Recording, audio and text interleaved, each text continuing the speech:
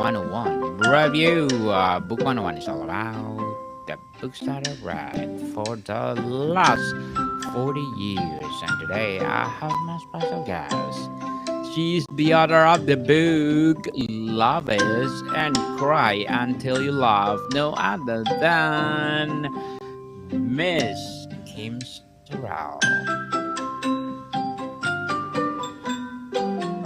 Welcome to Book 101, Miss Kim, and can you please introduce more about yourself? Yeah, sure. Thank you, Daniel. So good to see you again.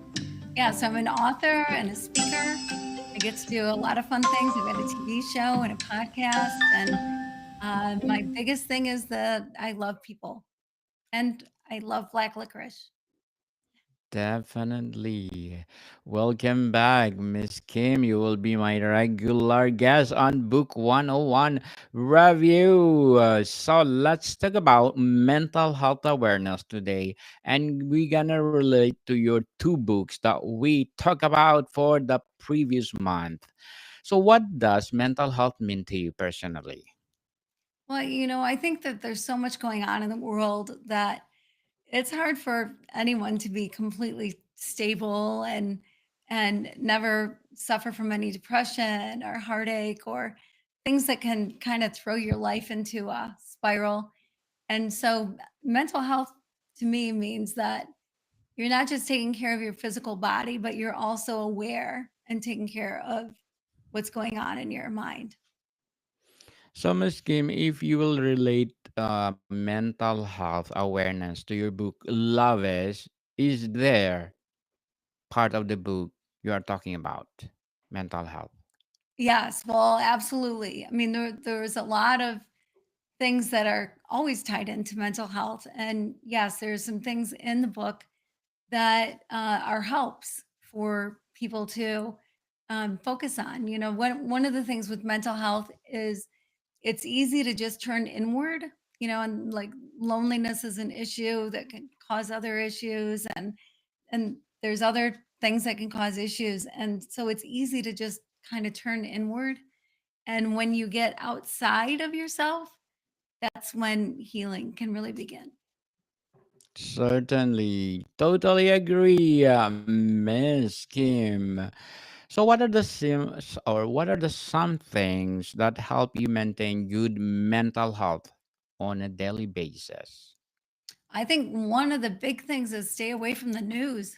That can be so depressing. And, people that I know that watch the news that are can be consumed with it. And really news these days is just about entertainment. It's not really about telling us the news. And whatever you put into your mind is going to stick there. And if you put happy stuff in, you're going to be happier. If you put depressing stuff in, you're going to be more depressed. And so I would say be careful what you do with any media, what you're taking in. Totally agree, Miss Kim. So, if you will relate your book, uh, Cry Until You Love, which part of the book you want to share to us? Yeah, well, I've got a chapter in the book that talks about my mom who committed suicide. And suicide is such a tough way to leave people. It was the most difficult death I've ever dealt with in my life. It's just it leaves so many questions, but I think it's also very misunderstood in that it's for somebody to go down that path, they're in a lot of pain. They're in a lot of pain. And sometimes there's signs, sometimes there's no signs at all. With my mom, it was completely out of the blue. We were shocked, had no idea that she was even thinking about it. And then one day she just did. And one thing that I found out about it, Daniel, is I thought that it was the most selfish thing somebody could do, right? To leave the people behind, leave these questions, leave all this stuff, right? Like, what a selfish act. But what I found out is the opposite is true. There's a man in Florida who's a football coach at a big university. And so, football, when you're a football coach at a huge university, you live, breathe, walk, talk football. It's consuming, it's your whole life. Yes. And he got fired. for illegal recruiting. And so Oh, he thought the best thing he could do for his family, because he brought shame to his family, and the best thing that he could do for them was to leave. And so he got all of his papers in order. He got everything all set, and he wrote a letter to a friend of his that was a state trooper, telling him where to find his dead body. And then he drove out into the countryside and he put a hose from his exhaust up through his window, closed the window, and started the car. And he got nauseous and he thought, well, he didn't want to throw up in the car. So he opened the door. He ended up passing out and falling out of the door. And that's what saved his life. And so often, people aren't necessarily around to talk about when they were truly intending to make this happen and it doesn't happen. But with him, what he said was, to him, it was the greatest sacrifice, like the most selfless thing he could do for his family was to end his life. so sad. But there's a lot of cases like that, people. And thank God we are here to empower you. Listen to us. Listen to this episode because we are talking about mental health awareness. So, do you feel comfortable talking about your mental health with others, Miss Kim? I do. It's interesting. There are people that go and will talk to a counselor, and for some people, that's the greatest thing. But there are other counselors, I guess could call them, in your life that you should have. You should have people in your life that you can confide in, people in your life that will recognize when you're having a bad day or a bad week or more. People that will help you out. And so, if you don't have a counselor, your friend can be your confidant, your counselor.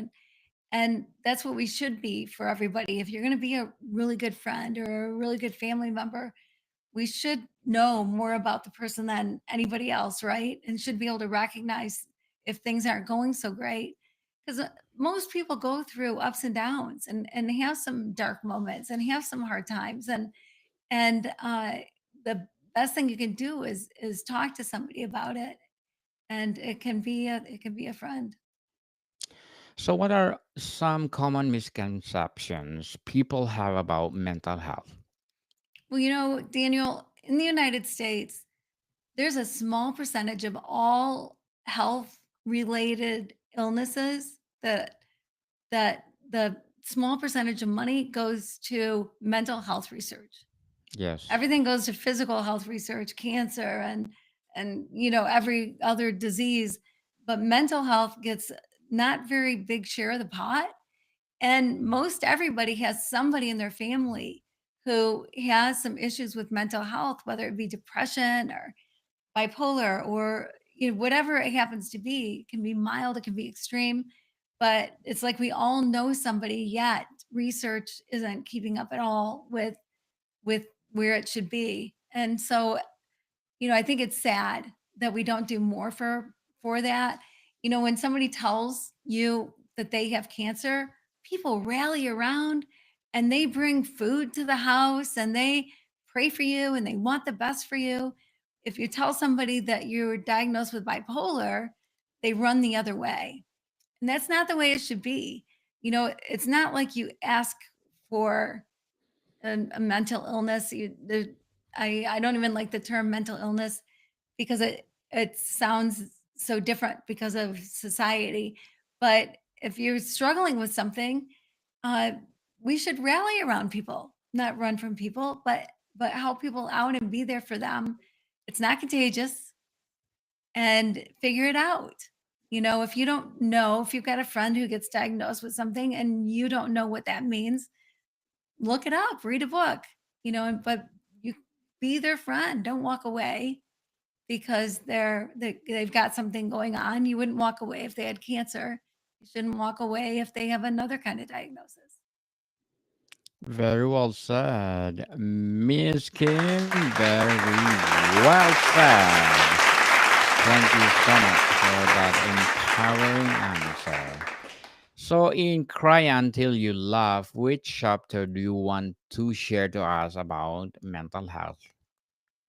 Yeah, well, definitely the one about my mom. That was a really tough one to write, and I wrote it right around Thanksgiving. It's a Cry Until You Laugh is a book that I wrote for about a year, and so it's dated. The each chapter, each section, it's when I wrote it, and so it goes just in order from when I wrote.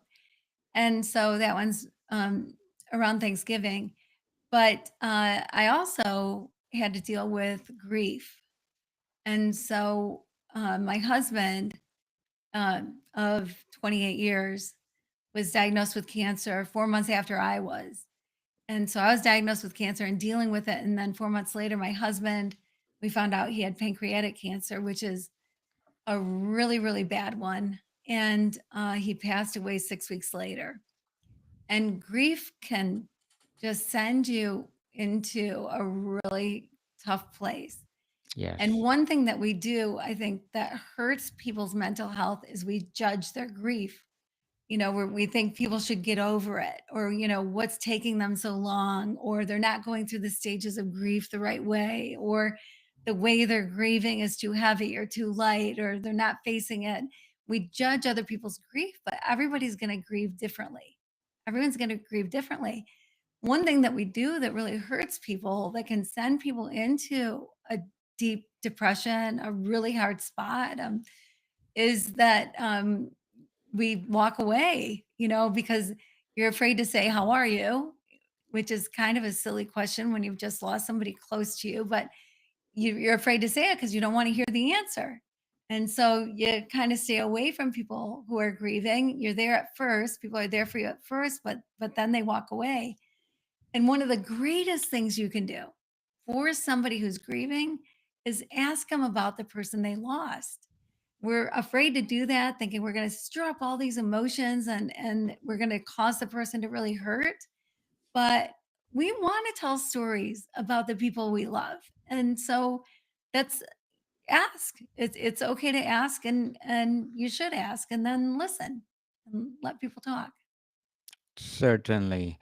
So, Miss Kim, how can someone tell the difference between normal sadness and clinical depression? A lot of it has to do with whether you can get out of bed or not.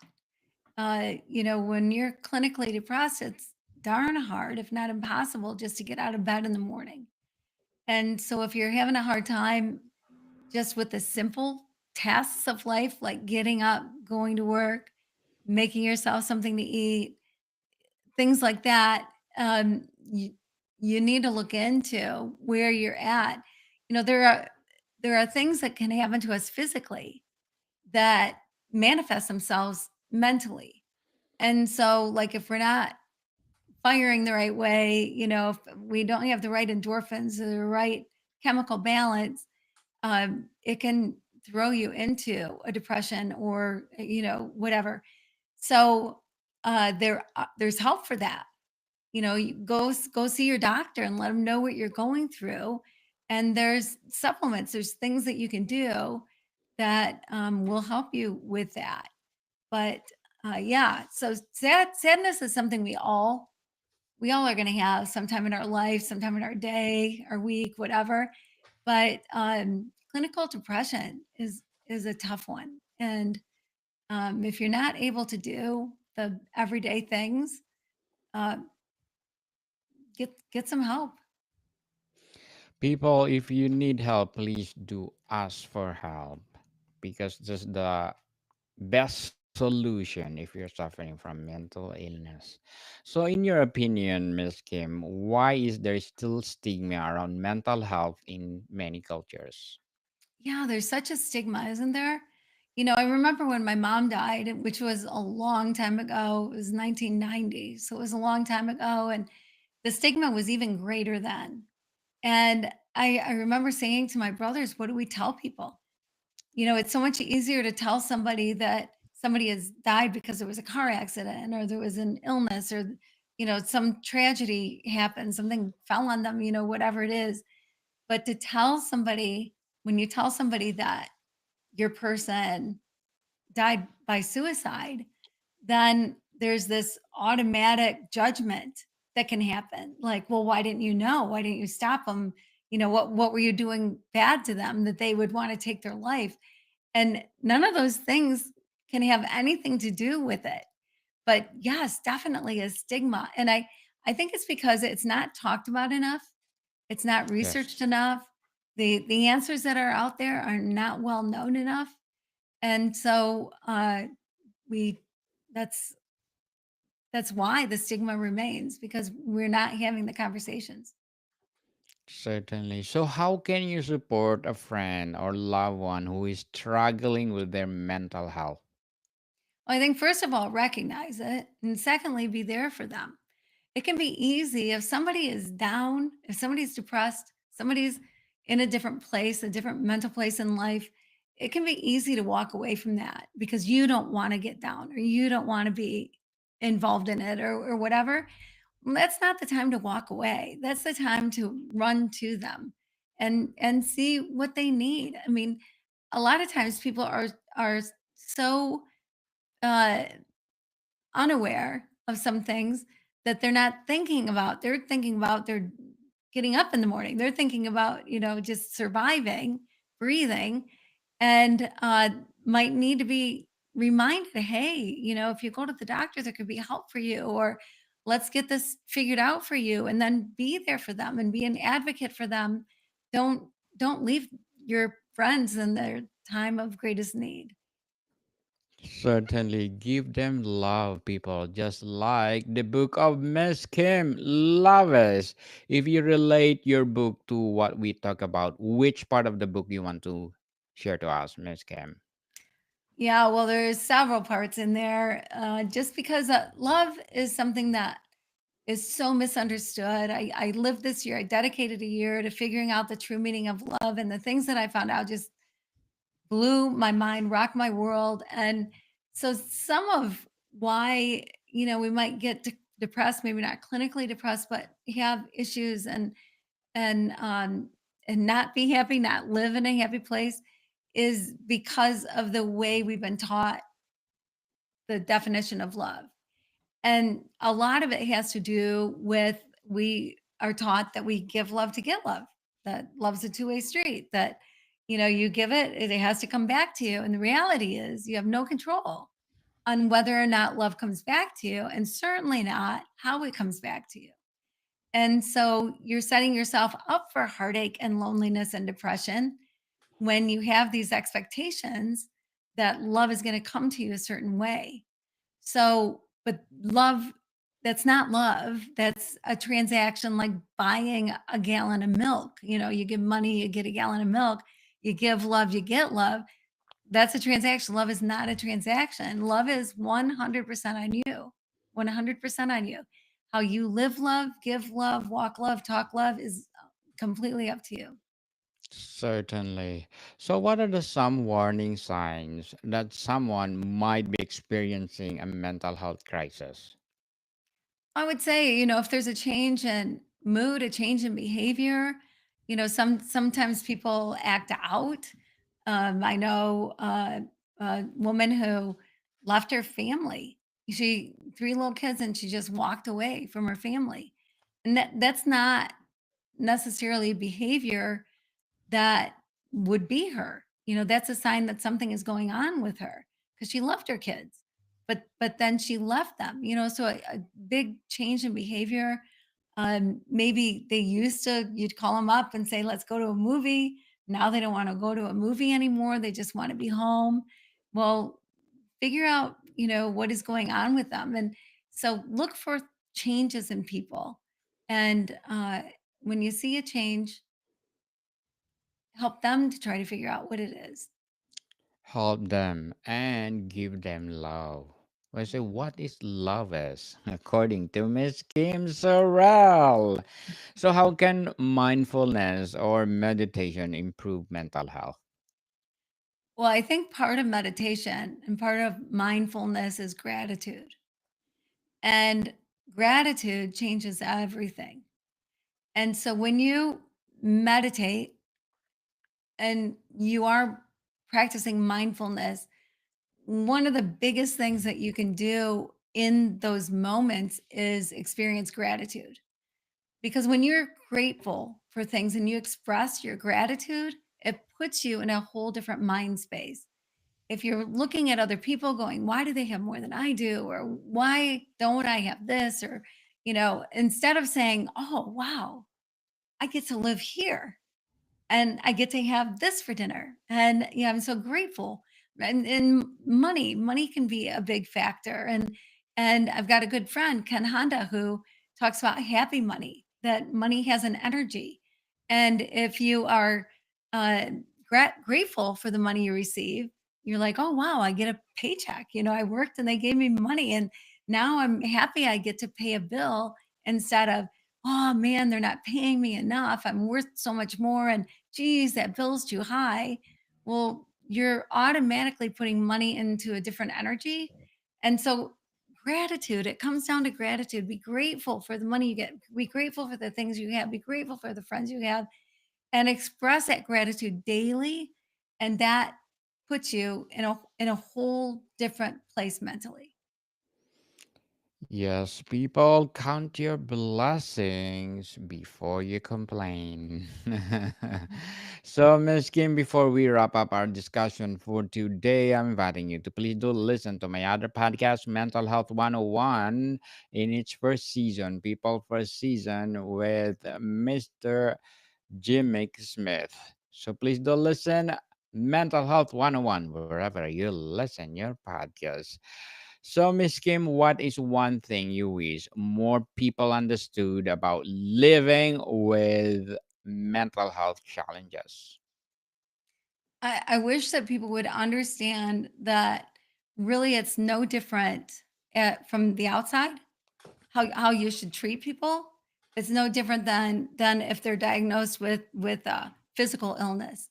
That either one is tough, and that the stigma will go away as soon as people stop fearing it or stop thinking that it's contagious, or I don't know, whatever people think, but people tend to run from it instead of embrace somebody who receives a diagnosis or is going through a tough moment in life. Miss Kim Sorrell, thank you so much for sharing your knowledge to the world about mental health. So, can you please invite our listeners to support all your books? Yes, absolutely. I'm literally the only Kim Sorrell spelled my way in the entire world because my last name has way too many letters. It has two R's, two E's, two L's, Sorrelle. But that is my website, kimsorrell.com. And my YouTube channel is Kim Sorrell. And so subscribe to my YouTube channel. My books are available everywhere, Amazon, booksellers, Barnes and Noble, wherever. And yeah, I'd love to be in contact. So reach out. Yes, people, let's support Miss Kim Sorrell because if you support her, more and more and more empowering books to come. So, Miss Kim, thank you so much for your time. Thank you so much for having me. More to come, people. See you soon.